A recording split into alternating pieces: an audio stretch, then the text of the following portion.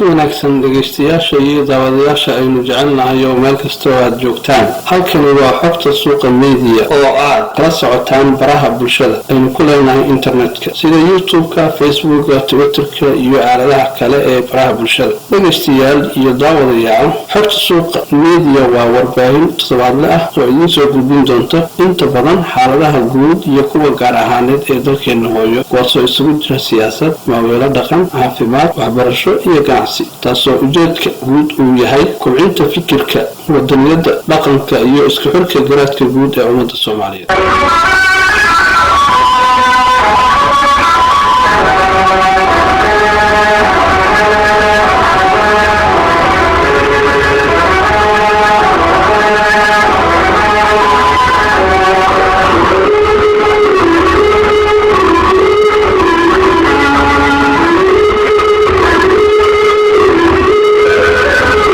daawadayaasha iyo dhegeystayaasha aynu jecelnahay iyo toddobaadkan waxa aynu dib idin xusuusin doonaa marxaladihii kala duwanaa ee uu soo maray diyaarinta dastuurka ku-meelgaarka dowladda federaalk Soomaaliya. diyaarinta dastuurkan waxa uu qaatay waqti aad u fog, waxaa ku baxay kharash fara badan, in ka badan 5 wasiir ayaa isku bedelay, halka wasiirkii ugu horeeyay Allah naxariista Cabdulla Deerow Isaaq loo dilay diyaarinta dastuurkan. 15 bishii 3 2010 ayaa Allah naxariista madaxweyne Nuur Maxamed oo ahaa wasiirkii dastuurka arrimaha federaalka dowladda federaalka ku-meelgaarka Soomaaliya xilligaas waxa uu si buuxda u shaaciyay inuu baarlamaanka u gudbiyo daraafkii ugu horeeyay oo qabay qoraalka dastuurka, halka Allah u naxariistay wasiirkii hore ee dastuurka iyo arrimaha federaalka dowladda federaalka ku-meelgaarka Soomaaliya Abukaata Cabdiraxmaan Xoos Jibriil uu isna ku guuleystay in si ku-meelgaar ah loo ansixiyo dastuurkaas. haddaba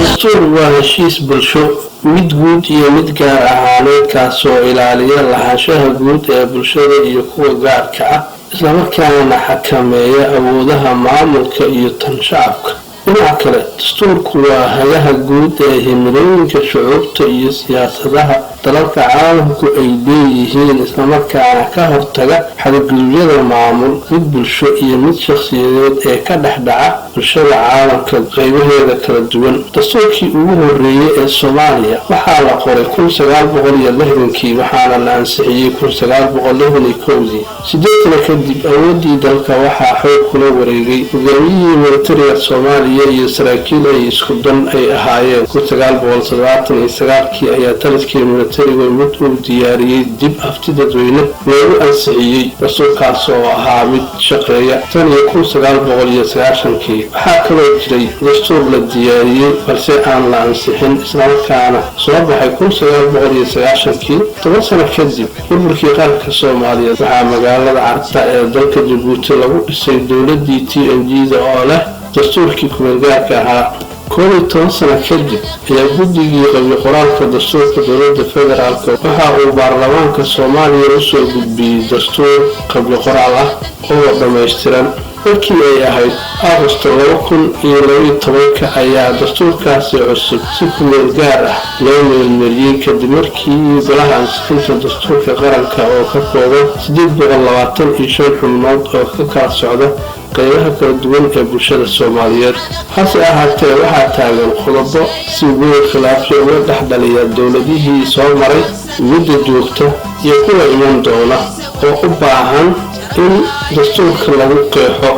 xadinta awoodaha dowladda dhexe gudaheeda iyo xadka dowlad goboleedyada. waxyaabaha ugu adag ee la isku hayo waxaa ka mid ah qaab dhismeedka sharci dejinta, federaaleynta, fulinta iyo garsoorka, awood qaybsiga iyo kheyraadka dowladda federaalka iyo dowlad goboleedyada, iyo maqaamka Muqdisho. sharciga maqaamka Muqdisho oo 12 cutub ka kooban iyo 105 bog ayaa waxa uu bixinayaa sharaxaado kala duwan, islamarkaana u baahan in laga qaato inta ugu muhiimsan, waayo qodob kasta ama cutub kasta oo la diyaariyay waxaa la dhinac dhigay cutub kale oo ay isku dhow yihiin ama aad uga fog. waxaa harayka doorashada qodobadaas midka loo arko in uu leeyahay muhiimad. waxaa kaloo meesha ku cad in muqdisho noqon doonto dowlad goboleed madax bannaan, balse halka ay hoos tegi doonto caasimad toos meesha laguma go'aamiyo.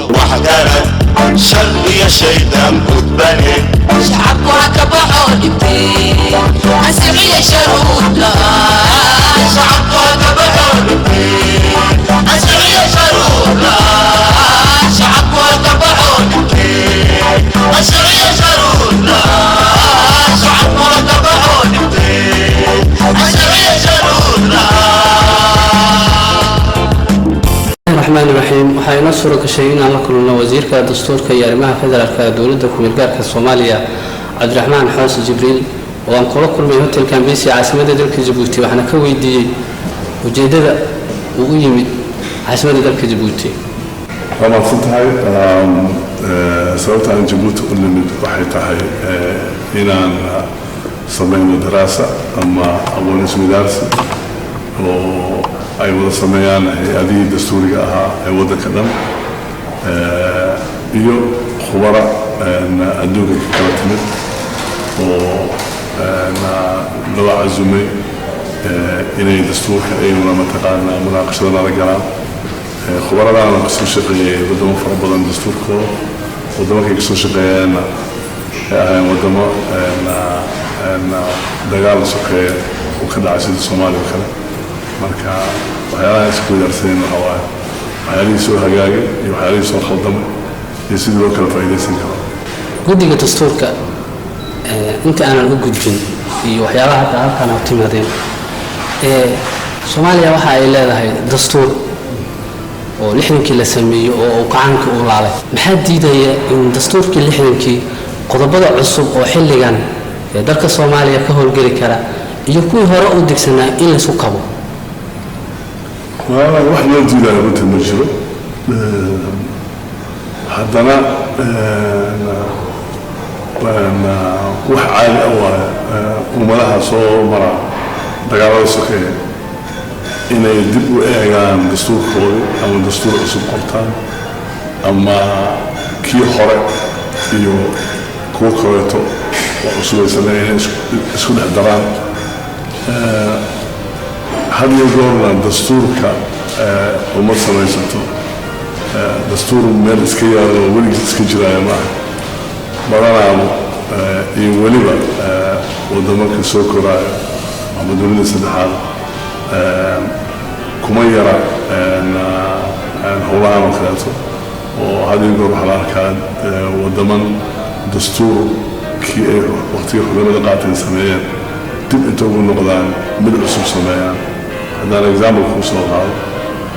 ودن كينيا دستور بإلهاية نحن يسدح لورك حرية قاتين لو سمي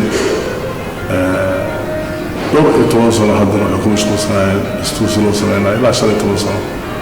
ممكن مدة ما يسنة في الصلاة في دستور أسب أي سنتين أو قاضي هنا كدول مدة كرا سؤال شاء الله بعد آخر إلى حوار إن دستور ومد يشكون أي سميسو وهي جار وهي لصعطة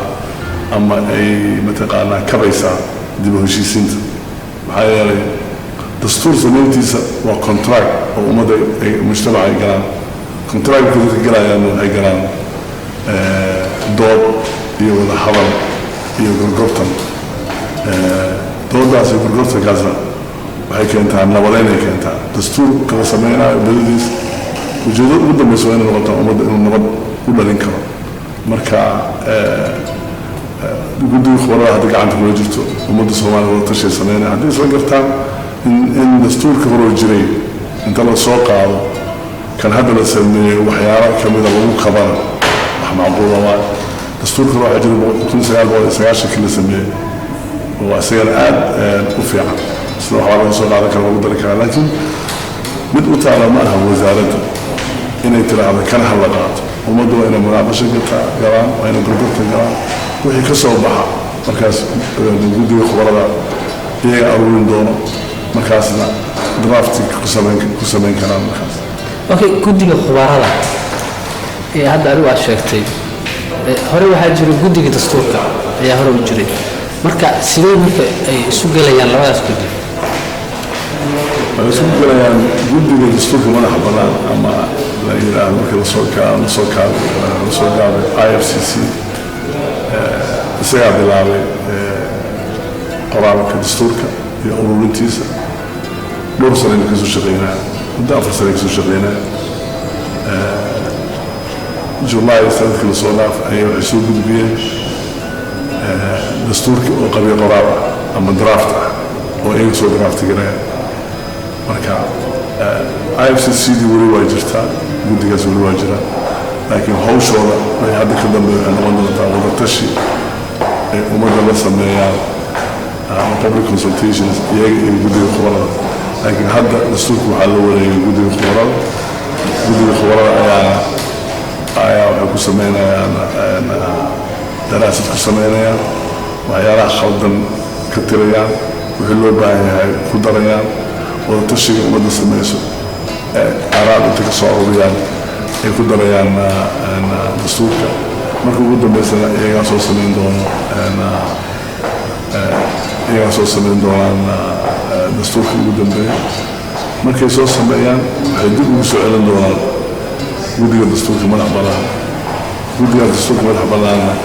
dib wuxuu eegayaa dastuurka isagoo ka fiirinaya inuu waafaqsan yahay charterka iyo in kale hadduu charterka waafaqsan yahay wuxuu u gudbinayaa golihii ansixiyay hadduusan waafaqsanayn charterka wuxuu sameynayaa isagoo la kaashaday khubaro inuu waafajiyo charterka okay guddiga dastuurka asaa sheegtay muddo badan ay soo shaqeynayeen guddigan khubarada goorma la magacaabay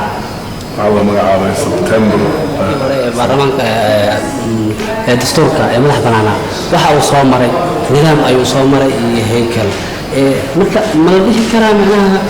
kan waa la magacaabay oo hore muu ka howlgalay waxba nidaam uu soo maray sababta waxa waaye wixii ka dambeeyay September 6 sanadkaana hawsha oo aan ku koobannahay inaan qabanno waa hawshan roadmap ku jirto roadmapkana waxyaalaha loo baahan yahay inaan ugu gudubnaa ku-meelgaarnimada waa 4 wax oo ah in la dhammaystiro dastuurka in dib u heshiisiin dhaba la galo oo lala galo cid kasta oo dib u heshiisiin rabto xataa al-shabaab hadday yidhaahdaan qoriga waa iska dhigaynaa hadal baan gelaynaa inaan diyaar u noqon inaan la fadhiiso in habsami structurekii habsami ama good governance waxaa la yidhaha loo sameyn lahaa si dowlad dhaba wanaagsan usoo baxdo august iyo in amniga la sugo oo hadda saad aragtay guulo fiican laga gaaray xamar jubbooyinka hiiraan marnuna baay iyo bakool haddii ilaahayna ay gacanta dowlad soo geli doonaan marka dastuurkii maadaama uu ka mid yahay qaybta ugu weyn oo la qeexay qaybta ugu horeysana uu yahay in laga shaqeeyo ayaa roadmapka waxaa ku jirtay in la magacaabo guddi khubaro ah oo la wareega dastuurka guddigaas oo magacaabo ka kooban Soomaali aad cilmi u leh xagga sharciga xagga siyaasadda xagga bulshada oona isku dhafan qabiil ahaan markii la yidhaahdo iyo region la yidhaahdo ayna ku jiraan 3 dumara oo aad mutacalimiin u ah ayaa hadda gacanta ku haya marka wax iskhilaaf ana ma jiro maxaa yeelay hawshii loo diray guddiga dastuurka madax bannaan waa inuu soo diyaariyo qabiil qoraal uu soo gudbiyo qabiil qoraalka waa soo gudbiyo saas ay tahay howl kale hadduu sii dhiibno iyaga iyo guddiga khubarada waxay gelayaan wadatashigii ummadda ay la samayn lahaayeen laakiin projectigi hadda waxay gacanta ku hayaan guddiga khubarada arrimaha roadmapka ayaa kasoo taabatay hadda waxaa jira oo khilaaf baarlamaanka dhexdiisa oo ku saabsan arrimaha roadmapka ah ama qorshe howleedka xukuumadda marka isagoon la soo marsiinin roadmapkii baarlamaanka la soo marsiinin ayaa macnaha xukuumaddu ay iska samaysay xukuumadihii hore ee dalka soo maray ku-meelgaarada ahaa iyo kuwii hore dalka soo jiray waxay soo ahaayeen kuwo la soo mariyo sharciyan baarlamaanka يعني هذا واحد شفتي إن معناها أرمار ما بكم معناها كدنا لو دح أبوري هذا بس سوق بسنة يعني مركواي هو أن قلت دي أرم إنا وحفظين كنا نروح إنا أتكينين ولا أتكين كنا سأقول سلطة رود مابك سكما إيمان رود مابك وحكي ونالي كمبارا أكو أيوة لا حتى سلوا وضحوا ورير كان ومدة الجري كمل جار لما لبعض سنة سوجار ورجع لماركن كمل جار لبعض سنة كمل جار يعني صح هو شمبر أفرض لحبر سنة لبعض سنة كمل جار واحد معقولة ما سلوا وضحوا ومدة الله يسعى كمل جار لما والله صلوا الدولة لبعض ونقطة الدولة لها الدولة كملة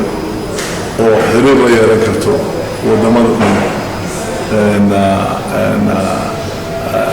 حرير عالمي أنا سمي ذكرته وحيانا نكبهنا إلى سمين وحنا نقول إن سمين هود ما بلغت على جلسة الوضع إلى ترانزيشن مركع كان بارا أكون برلمان قلت جزء نسيء مركع هذا الدور ماشي خص أطلع أمنا ما إنه يوم تاسك سريع سنتين هاي أنا رفتي أن الدستور بانا كيري برلمان بانا دلي البرلمان كسر جنس كلمني لكن حكومة إلى نقطة باهي هاي برلمان كم واحد هذا responsible government يعني دولة نمو ومسؤولية حمار سئل النظر وسكون ميل وحلوه مركع لكن مركي واحد يطلع على الغربية بدون هذا شاطر كذا زوري واحد صعونا يقول زي ما خلاف كان هذا واجرة عرجينا إنه ما ضمن سياسة المحلية أن حول وجودنا أمريكا لأنه ومدى نباتي تصير ولا صار لها ترانزيشن. مثلنا هذا خلاف كهذا التاجل وحاول سبب حكومة أيا بربين كنا متصورته هم كان برنامج لما سومرين وكدود يقار برنامج الحيس أستجع أسقط على أرمها الروب مابك قدومي برنامج معناها يكون جيهين أو معناها وكوك الخيبسين مركا من يمكن قرارات كتير برنامج الحيس حكومة أيا بقيب كأ runta dib la yiraahdo taas waa wax wacyi ka fog waay dhibaatada ugu weyn haddaad runta rabtid waxa waaye baarlamaanka dhammaha baarlamaanka waxaa ku jira odayaal iyo dumar oo aad iyo aad xilkas u ah oo waddankan rabaan in dhibaatada ku jira laga saaro laakiin qaar waxaa jira baarlamaanka ku jira oo rabaan aanan rabin in la sameeyo reform saa og tahay galowga shirki waxaa ka soo baxay go-aan ah in baarlamaan cusub oo tayale oo loo qulaylaato shana in la keeno oo criteria loo sameeyo qaar baarlamaan ku jiro mar labaan in reform la sameeyo marka waxyaalaha kalena waa iska excuse waay runtii waa saacad wasiir waa si fiican ayaad u dhigtay waxaad sheegtay in reform la sameyn doono okay shirki garowe waxaa ka mid ah qodobadii in macnaha قبل قرارك لصوت ديارنا أو بدو خبرة أو مثلا لصوت ديارنا إن أنصحين طبعاً إرجو كل جاريسة لكن أنت أهل جارين كهر جاتر كواحد جاية إن حتى TFG كوشا قيسو واحد جاية إن شعب كسومال معناها أنصحيان الله يدي كهرنا برلمان هدي أو معناها شعب كسومال أي صنعتكم وسوسعنين برلمان كسيكون يرجعوا وأنصحين حتى بقى sidee isu qabanayaan qodobadaas ee garow ka soo baxay iyo jaatarkii horta waxa waaye jaatarka wuxuu dhigayaa in referendum ama shicibka inuu ansixiyo sida ugu xalaalaysan oo constitution lagu sameeyo taas laakiin runtu waxay tahay wadamo badan oo adduunka ayaa waxay ku ansixiyeen dastuur قراءة أنسحين أما كونستيتيوشن أسمبلي مركي في إن مرحلة الوجود إذا سامحين إن الصماء قوي في الفلان سواء كتاب مرحلة وضع كجزء سكوتي هذا ما فعلا مركي الله سامين كنا الله ما بيبقى سامين كنا إنه البرلمان كسامين أما إن كونستيتيوشن أسمبلي وسامين أنا تاسو حكدا عند البيت وين ما كدا ينتظر ربنا وحنا في ماشي وحلال بدل إلا هذه الريفرندم ما هو حلال بدل ولا الريفرندم كبعد مثل في الكونستيوشن ميكينج بروسيس كله وحنا أن الكونستيوشن أسمبلي أما الجولة أنسحنا سمايا وأمد الصومال لم يكتب أنا فرابنا كان كل شيء هو حياته من البرلمان مركز كيد حلال العالم مركز رأيته وحنا إلى كان إنه صدق كنا بفوق إنه سكيم هذا تعرف وين السكيورتي نقالة يعني أنت أصلا بعد مسامحين مركز كم بعد قرتي إنه قلنا المدن الكوري مالا نقول سوق يبصر 4.5 ما دام فورمولا كالجري والله صدقني يدمر الوضع. سيد الشيء ساعته زير وواحد قرر قضبري كصباحي لكن سوماليا مدبدا أيام معناها وحيابا سكال كوي ماذا ومعناها عن شرعي عن اللي قال كوي ماذا كوبلات سنة لجودي وصلت كي دولتي هراء كوبلات كسنة حكومية سيدلك وحيابها لو إيه كمينها تن هذا جرتي وحي كدلتي وحيابا اللي قال معناها واحد جري سوى مدحوين جري يا سعسلي رئيس الوزراء جري سعسلي حتى ما ولا حل كستا مركز الدولة حكومة هذا الجرا بربر كان طوال كسنة جري مركز حل وسود وهذا وحلا سمية وح اللي قالها محد يدير إن برلمان كحل يسوق دم يستو حكومة محل قالوا دم يستو ما دام كان بلا كركون هل صار الله قدري محد يدير بديدي دمان وحيابي هرو جري سيدي وشقيان كده حل يدير كلا كارين حكومة يوريج سعرك أما دولة يحب يوريج هذا ساس في الله يدوافع على دولتي لكن مرتا بناء على كل إلى البرلمان هو يرد أدوية دستورية يدوار شقة أطال إلى أن نفرق لنا ملاطع أنا معنا يدري عنا أدي فلوت عنها أنا من بدل نوتال لك شقينا بدل نوتال قعدت كل شيء مستوش قدر نقطة هوايا تايم لاين سكن الكربي وصوروا أمينا وسمينا reconciliation هذه النقطة قدام كل زمنا تياهيد نود السويد هذا قدام كل زمنا فكا هذا البرلمان كثير يطالع هؤلاء قبل الذين قبلت هؤلاء اللي هو بقى إني قبلتنا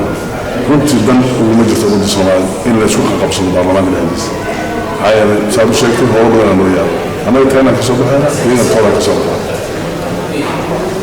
daawadayaal iyo dhegeystayaal sidaad u dhantihiin caawa ay taariikhdu tahay 11 bishii 2023 intaan markale hawada ku kulmi doono anigoo ah maxamed macalin ismail orman oo barnaamijka idiin soo diyaariyey islamarkaana idinla socodsiinayay waxaan idin leeyahay sidaas iyo nabadgelyo halkani waa xogta social media